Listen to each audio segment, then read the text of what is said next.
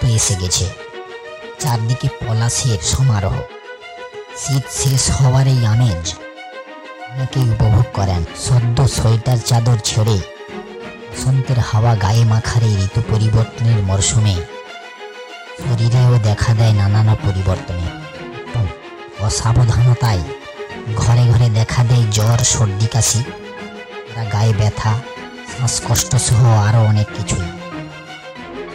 ঋতু পরিবর্তন আমাদের শরীরে ও মনে গভীর প্রভাব ফেলে। তাই এই সময় একটু সাবধানতা অবলম্বন করলেই এড়ানো যেতে পারে এই ছোটোখাটো জিনিসগুলো। এই পরিবর্তনের হাওয়ায় শরীর মানিয়ে নিতে সময় নেয়। এছাড়া ভাইরাসের বংশবৃদ্ধি ঘটে প্রতিটি ঋতু পরিবর্তনে। সহজেই ভাইরাল ফিভার সহ উচ্চ রোগ বাসা বাঁধে আমাদের শরীরে। বিশেষজ্ঞ ডাক্তার মীনাক্ষী জৈনের মতে ঋতু পরিবর্তন অর্থাৎ ঠান্ডা থেকে গরম, গরম থেকে ঠান্ডা। এই সময় আমাদের শরীর পরবর্তী আবহাওয়ার সঙ্গে মানিয়ে নিতে সময় নেয়। রোগ প্রতিরোধ ক্ষমতাও অনেক আসে। আবহাওয়া পরিবর্তনের মরশুমে কাশি খুব কমন এক সমস্যা।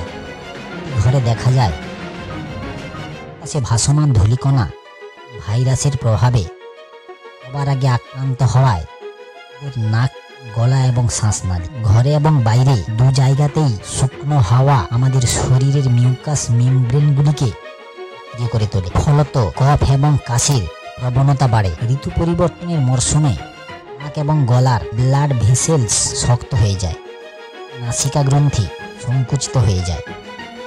এই ধরনের সংক্রমণের সঙ্গে নিতে অসুবিধে হয়, তো শ্বাসকষ্টের মতন সমস্যা দেখা দেয় এবং বৃদ্ধদের মধ্যে বেশি। ফলত শ্বাসকষ্টের মতো সমস্যা দেখা দেয় শিশু এবং বৃদ্ধদের মধ্যে বেশি।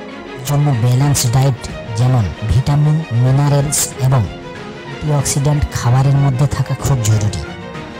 ছোটোখাটো ব্যায়াম, পরিমাণ জল খাওয়া এবং পর্যাপ্ত পরিমাণ ঘুম এই ভাইরাসগুলোর বিরুদ্ধে লড়তে সাহায্য করে। এছাড়া পরামর্শে ভ্যাকসিন নেওয়া যেতে পারে, বিশেষত এই সিজন চেঞ্জের সময়, যা দুর্বলতাজনিত সমস্যার সঙ্গে মোকাবিলা করতে সাহায্য করে।